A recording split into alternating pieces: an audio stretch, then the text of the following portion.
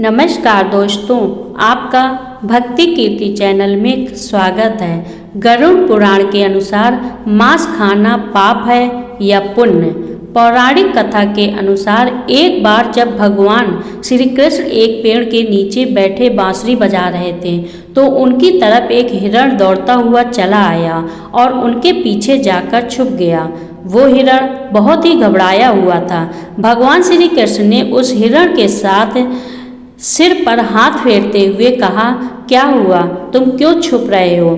जितने में उस हिरण को पीछा करते हुए एक शिकारी भी वहां आ पहुंचा और बोला, यह मेरा शिकार है, इसे मुझे दे दो, इस पर मेरा अधिकार है। तब भगवान श्री कृष्ण बोले, हर जीवित जीव पर उसका खुद का अधिकार होता है, न कि किसी और का। तब वह शिकारी क्रोध में बोला, यह मेरा शिकार है, इसे मैं पकाकर खाऊंगा। तब भगवान श्री कृष्ण बोले, किसी भी जीव को मारकर खाना पाप की श्रेणी में आता है। क्या तुम पाप के भागी बनना चाहते हो? मांसाहार पूर्ण है तो यह पाप है। क्या तुम धर्म को नहीं जानते हो? तब वह शिकारी बोला, मैं तुम्हारे जितना ज्ञानी तो नहीं कि यह जानूं कि मांसाहार पुण्य है या पाप, पर मैं यह जानता हूँ कि जीव को मारकर खाना इसमें कोई हर्ज नहीं है। मांसाहार से तो मैं इस जीव को जीव बंधन से मुक्त कर रहा हूँ, फिर क्यों मांसाहार से मना किया जाता है? वैसे भी मैं इसको मारकर नीच योनि से मुक्ति दिलाकर पुण्य ही कमा रहा हूँ, फिर इस पर पाबंदी क्यों? इसे तो प्रोत्साहित करना चाहिए। जहाँ तक मैंने सुना है, जीव हत्या तो शास्त्रों में भी बताया गया है। राजा लोग शिकार किया करते थे। आप ही बताइए, मांसाहार पुण्य है या पाप? भगवान श्री कृष्ण समझ गए कि इसकी बुद्धि मांस खाने के कारण तामसिक हो गई है और इसने सोचने और समझने की बुद्धि भी खो दी है। फिर भगवान श्री कृष्ण बोले, तुम्हारे इस विषय पर पहले मैं तुम्हें कोई राय नहीं दूंगा। मेरी एक छोटी सी कथा सुनने के बाद तुम्हें उत्तर देना है कि मांसाहार पुण्य है या पाप है और तुम्हें मांस खाना है या नहीं। वह शिकारी सोचने लगा कि इसमें मेरा तो कोई घाटा है नहीं, इस कथा को मैं सुन ही लेता हूँ, मेरा मनोरंजन भी हो जाएगा और बाद में मुझे इस हिरण का मांस भी मिल जाएगा। तो भगवान श्री कृष्ण ने शिकारी से कहा कि सुनो, एक बार मगध में खाद्य संकट खड़ा हो गया था तो अन्न का उत्पादन भी कम हो रहा था। राजा को चिंता हुई कि यदि इस समस्या का शीघ्र निदान नहीं किया गया तो संरक्षित अनाज कोष भी खत्म हो जाएगा और संकट भीषण हो जाएगा। तो राजा ने अपनी राजसभा में मंत्रियों से पूछा, देश की खाद्य समस्या को सुलझाने के लिए सबसे सस्ती वस्तु क्या है? मंत्रीगण सोच में पड़ गए। चावल, गेहूं, आलू इत्यादि पदार्थों को उगाने के लिए बहुत श्रम करना पड़ता है, वह तभी प्राप्त होते हैं जब प्रकृति का प्रकोप न हो। ऐसे में तो कुछ सस्ता हो ही नहीं सकता। तभी शिकार का शौक रखने वाले एक मंत्री ने सोचा कि यही उत्तम अवसर है, क्यों न अंधाधुंध शिकार के लिए राजा की अनुमति ले ली जाए। उसने सभा में कहा कि सबसे सस्ता खाद्य पदार्थ है मांस, इसके लिए धन का खर्च भी नहीं है और पौष्टिक खाना भी मिलता है। सभा में सभी मंत्रीगणों ने इस बात का समर्थन कर दिया, लेकिन मगध के मंत्री अभी भी चुप थे। राजा ने पूछा, मंत्री आप चुप क्यों हैं? आपने कोई अनुमोदन नहीं किया, आपका क्या मत है? मंत्री ने कहा, मैं यह नहीं मानता कि यह कथन सही है कि मांस सबसे सस्ता पदार्थ है, फिर भी इस विषय पर मैं अपने विचार आपके सामने कल रखूंगा। मंत्री उसी रात मांसाहार का प्रस्ताव रखने वाले सामंत के घर पहुंचे। सामंत ने इतनी देर रात मंत्री को अपने घर आते देखा तो वह घबरा गया। किसी अनिष्ट की आशंका से वह कांप गया। मंत्री ने कहा, संध्या को महाराज बीमार हो गए, उनकी हालत बहुत ही खराब है। राजा वैद्य ने कहा कि किसी शक्तिशाली देह का 2 तोला मांस मिल जाए तो राजा के प्राण बचाए जा सकते हैं। आप महाराज के सबसे अच्छे विश्वास पात्र हैं, इसीलिए आपसे योग्य और कौन होगा। इसके लिए आप जो भी मूल्य लेना चाहें ले सकते हैं। आप कहें तो इस काम के लिए मैं आपको 1 लाख स्वर्ण मुद्राएं भी दे सकता हूँ।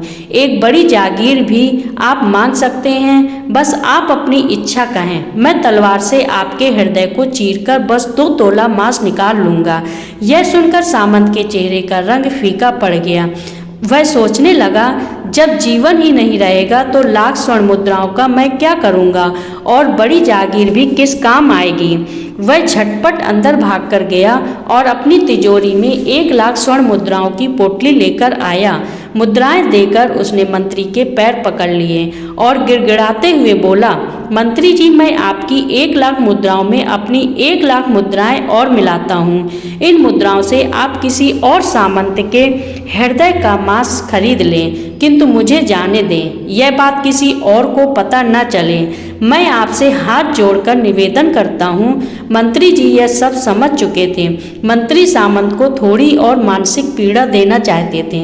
मंत्री ने आगे कहा, सामंत, आप शरीर से बलवान हैं, आपकी कद काठी महाराज से मिलती जुलती है, इसलिए राजवैद्य ने खास तौर पर आपका ही नाम लिया है।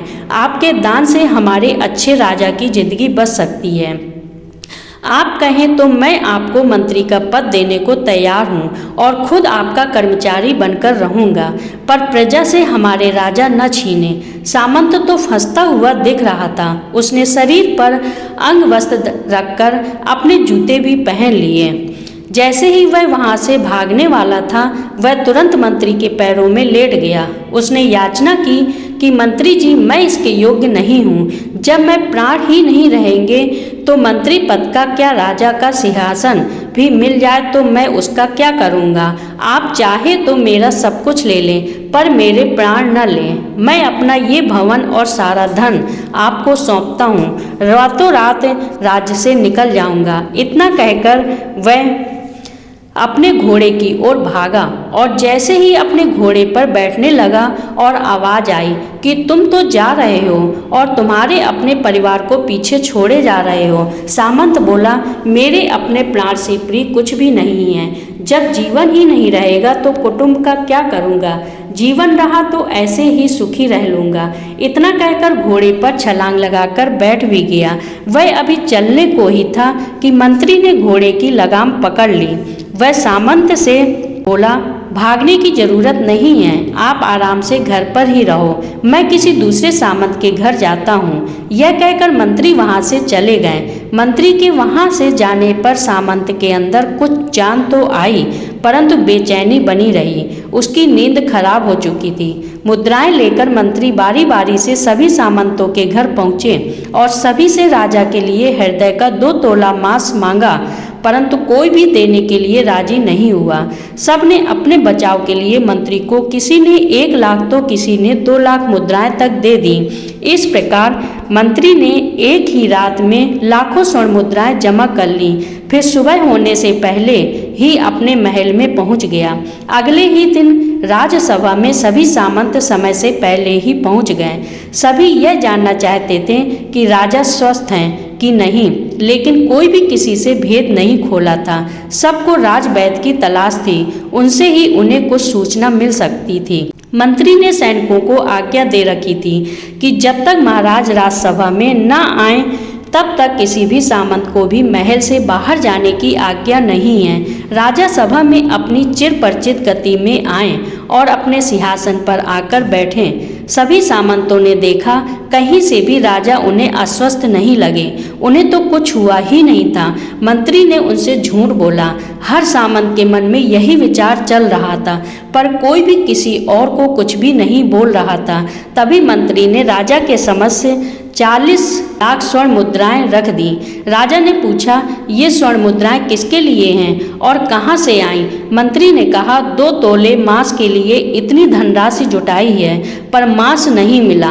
अपनी जान बचाने के लिए सामंतों ने यह मुद्राएं दी हैं। जब आप यह विचार कीजिए कि मांस कितना सस्ता है। राजा को बात समझ में आ गई। उन्होंने प्रजा को अतिरिक्त परिश्रम करने का निवेदन किया और राजा के अनाज भंडार में से अनाज निकालकर श्रमिकों को दे दिया गया। उन्होंने पौष्टिक सब्जियों की खेती का तुरंत आदेश दिया। वह 40 लाख स्वर्ण मुद्राएं इसी कार्य के लिए और श्रमिकों के कल्याण के लिए खर्च की गईं। ऐसे साग सब्जी तेजी से उगी जिससे प्रजा का कल्याण भी हुआ और पौष्टिकता भी मिली। कुछ समय बाद मौसम अनुकूल हुआ और खेती लहराने लगी। इस प्रकार राज्य से खाद्य संकट दूर हुआ। परमात्मा से यह ज्ञान पाकर शिकारी परिपूर्ण हो गया और उसे ज्ञान की प्राप्ति हो गई और वह जान गया कि महानता जीवन लेने में नहीं बल्कि जीवन देने में है। शिकारी भगवान श्री कृष्ण के आगे हाथ जोड़कर वहां से चला गया और उसने कसम खाई कि वह अपने संपूर्ण जीवन में किसी को भी कभी चोट नहीं पहुंचाएगा। भगवान श्री कृष्ण हमें इस कथा के जरिए समझाना चाहते हैं कि हम यह न भूलें कि जिस तरह हमें अपनी जान प्यारी है उसी तरह सभी जीवों को अपनी जान प्यारी होती है।